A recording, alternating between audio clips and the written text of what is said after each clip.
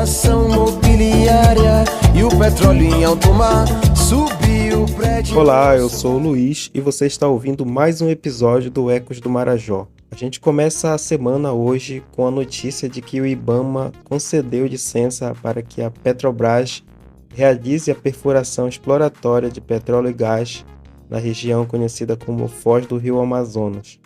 Segundo a imprensa, as atividades devem começar imediatamente. Para quem vive na Amazônia, isso não é novidade, essa exploração já vinha sendo uma ameaça e muitos ativistas, populações tradicionais, lideranças locais e comunidades vinham alertando para esse risco, vinham sendo ameaçados por essa iminência e agora isso acontece. Então, temos um alerta agora, um tempo para nós de riscos ambientais e sociais, que um projeto como esse que traz, que não é um projeto para nós, diga-se de passagem. As entrevistas de hoje foram gravadas antes dessa licença ser concedida, mas falo justamente sobre essa iminência da exploração e sobre a importância de fortalecer a participação das populações pesqueiras nos debates climáticos, como a COP30. As construções da minha praia, não consigo respirar. As meninas de Para começar, eu converso com o professor Nelson Bastos. Professor, como o senhor enxerga essas ameaças da exploração de petróleo e qual foi o papel dessa pré-COP que acontece aqui na Vila do Jubim? Fale um pouco desse contexto. Sou Nelson Bastos, sou marajoara da comunidade de Jubim, aqui no município de Salvaterra, que na nossa comunidade, a nossa vida ela depende essencialmente da pesca, tanto é que é a maior comunidade pesqueira aqui do Salvaterra. O território de Jubim é um território do Marajó antigo, também muito antigo, e hoje a gente enfrenta problemas muito sérios com relação a essas mudanças climáticas hoje que já vem afetando a vida do pescador de maneira assim muito dura. Por exemplo,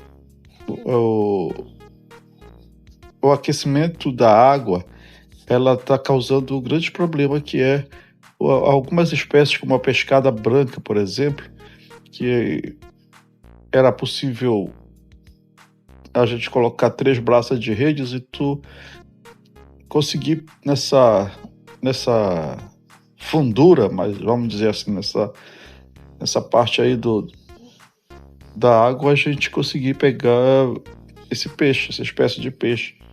Hoje a gente tem que descer mais fundo. Então eu deduzo que esse problema já começa a afetar também a pesca. Então aqui no Jubim a gente não tinha uma prática da pesca da escora, por exemplo. O que é a pesca da escora? É aquela pesca que você coloca a rede numa determinada maré e daqui a pouco você vai buscar na outra maré. Então hoje está muito recorrente, porque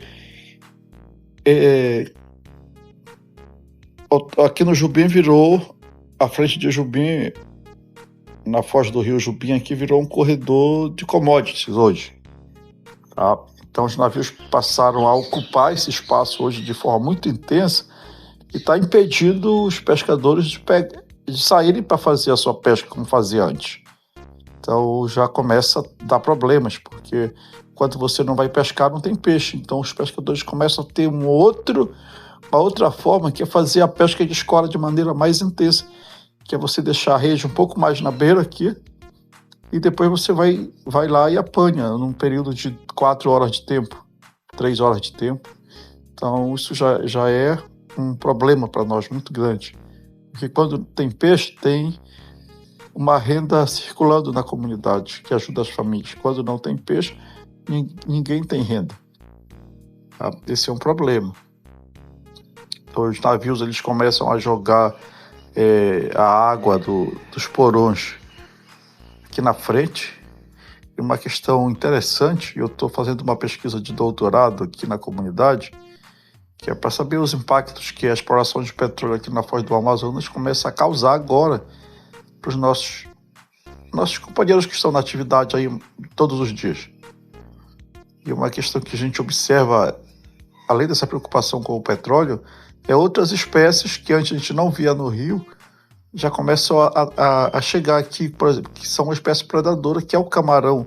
2 tipos de camarão, que a gente está chamando aqui de camarão tigre, que é um camarão de casca fina. São espécies invasoras? Espécies invasoras. É um camarão de casca fina e mais ou menos uns 7 a 8 centímetros, diferente do nosso camarão regional. E aquele camarão da Malásia que começou a ocupar também aqui o rio. Então, a gente nunca tinha tido esse problema antes, que passa a ser um problema, porque vai acabando com outras espécies que já estão aqui, que a gente está acostumado no nosso dia a dia. Então, a gente já se depara hoje com esses efeitos, que também é trazido por esse... Quando aumenta o tráfego de navios aqui, na nossa, que a gente chama aqui na nossa beirada aqui do Canal da Beira, ela começa a trazer outras mudanças para a comunidade.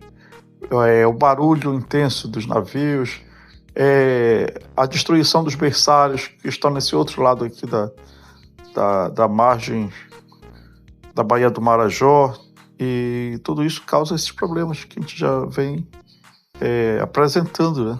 Então, a Pré-COP da Pesca Artesanal do Marajó, que reuniu pescadores de Souro, de Caxias do Arari, Salvaterra, de Santo Antônio do Tauá, que é outro vizinho aqui, do outro lado da Baía de Marajó, na região do Guamá, que a gente chama de Salgado, para debater esses problemas que está atrapalhando a vida dos pescadores, das comunidades pesqueiras, de uma forma geral. Assim como atinge o Marajó, também atinge outras regiões, que dependem exclusivamente do pescado para a sobrevivência.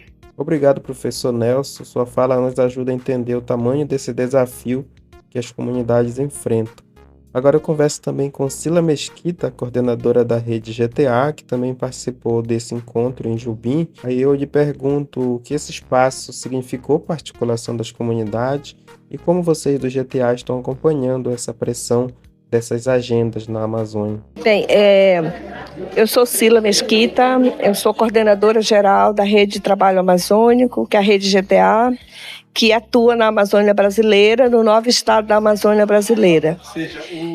A nossa vinda hoje aqui na Ilha de Marajó, na comunidade do Jubim, é exatamente fortalecer, né, a luta dos pescadores, porque nós no GTA temos o regional da pesca, e esse regional foi muito atuante aqui na Ilha de Marajó, e nós estamos promovendo esse evento junto com a comunidade do Jubim, Soure, Santo Antônio e outras comunidades que estão aqui presentes, exatamente para unificar e fortalecer a luta. A outra questão é exatamente a mobilização em torno da Foz do Amazonas, que é a discussão da exploração de petróleo e gás. Entendemos que na Ilha de Marajó tem mais de 21 mil pescadores e esses pescadores dependem totalmente do peixe. Caso isso venha a ser contaminado, nós temos 21 mil famílias que irão ter as suas atividades interrompidas. Então, a Rede GTA está aqui na comunidade exatamente para fortalecer a luta dos pescadores e fortalecer a campanha Amazônia Livre de Petróleo.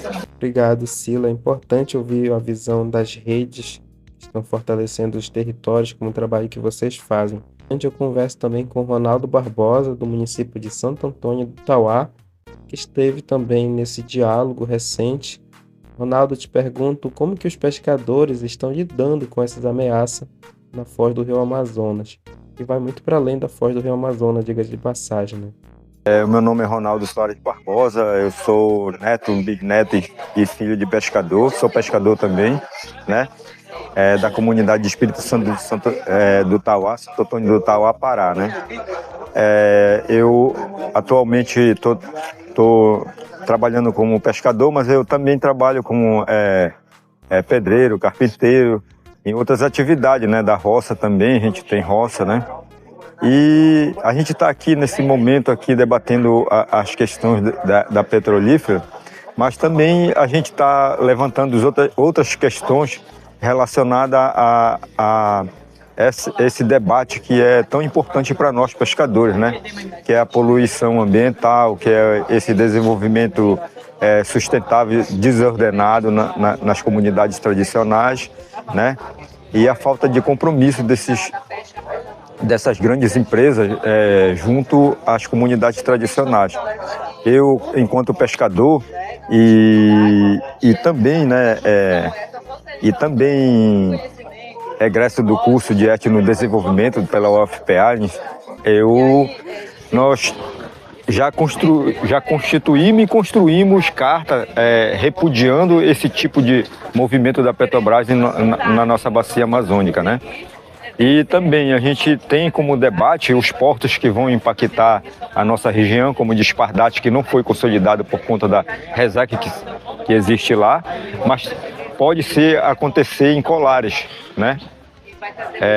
Para a escoação desses grãos, né? E também colocar esse aparato que é transportar diversos equipamentos para a Petrobras, né? Na Foz do Amazonas aqui. Então a gente está sendo impactado e a nossa responsabilidade aqui é sair com documento, não só sair com documento, mas também prestar atenção nas falas dos pescadores daqui, da nossa região, para que isso seja consolidado e escrito, entendeu? E talvez a gente possa até fazer um calendário hidrobiológico ou biológico, né? Tradicional, né? Com os pescadores daqui de Jobim. É muito importante esse debate porque a gente vai avançar no processo e a gente podemos agregar valores não em dinheiro, mas sentimental e através disso econômico, político e social para a nossa região. Obrigado, Ronaldo. Essa luta começa realmente pelas comunidades, que precisa ser ouvida, mas a gente sabe quanto que a gente precisa reagir nesse processo. Agora, professor Nelson, é um espaço bem importante assim de debate, de trazer questões que são parecidas nos territórios, mas algumas coisas específicas. Que foi um debate muito oportuno nesse momento, nesse contexto que a gente está discutindo a pré-COP. E que você comentasse assim, quais foram alguns desencaminhamentos, né? E como que essa reunião pode fortalecer essa rede de pescadores. Hoje é uma questão muito importante aqui no Jobim. A partir da nossa pesquisa de doutorado, nós conseguimos uma parceria muito importante, parcerias com a USP, São Paulo, com a Unifespa, que é a Universidade Federal de São Paulo, com pesquisadores da UFPR, lá do Paraná, que é a Universidade Federal do Paraná, a Universidade Federal aqui do Amapá e nós daqui da Universidade Federal do Pará, que é justamente compreender esses efeitos que a crise climática está trazendo para os territórios pesqueiros das comunidades. Então, a pré-COP ela foi justamente para fazer com que os pescadores tragam para a mesa de debate os seus problemas, que os pescadores estão excluídos, estão sendo calados de uma atuação mais efetiva. A gente vê hoje os quilombolas, os indígenas, de uma forma muito mais ativa de organização, enquanto que os pescadores artesanais estão dentro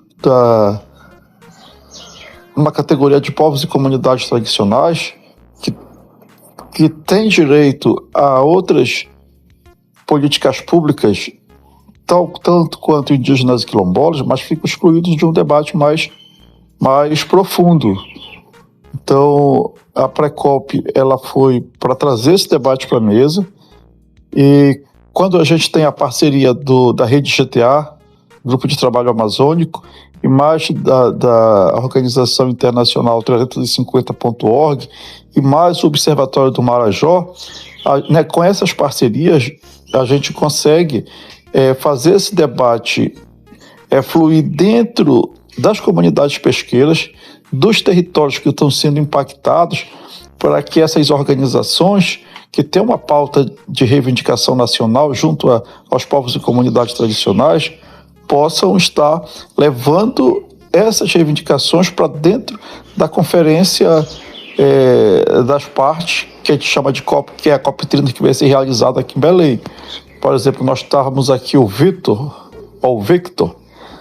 que é um parceiro da Justiça Climática Global, que é uma organização americana, lá da Califórnia, que veio acompanhar. E qual foi a importância do Victor estar com a gente aqui nessa pré-COP da pesca artesanal? É que o Victor é o principal articulador dentro da Zona Azul, que vai estar fazendo com que o debate que está acontecendo aqui embaixo chegue lá na cúpula dos estados que vão debater o problema, o enfrentamento da crise climática. Que é um jogo de interesse muito grande, onde geralmente os pequenos não aparecem, só aparecem para os pequenos os problemas. Então, quando a gente força um debate com a pré-COP da pesca artesanal, que envolve pescadores de vários territórios pesqueiros de várias regiões do Pará, aqui no Marajó, aqui em Salvaterra, especificamente na comunidade de Jubim, é justamente para que nós sejamos enxergados, sejamos vistos e falar a partir do nosso território. Obrigado, Nelson, Sila e Ronaldo. O Ecos do Marajó segue acompanhando esse tema porque ele afeta diretamente quem vive e trabalha na Amazônia. Com a licença concedida à Petrobras, que era agora uma ameaça, passa a ser um risco real para toda essa sociobiodiversidade da região.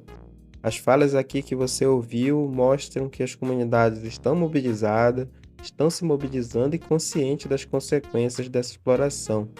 E é grave, é contraditória com o discurso ambiental do governo brasileiro e até um retrocesso na luta pela justiça climática.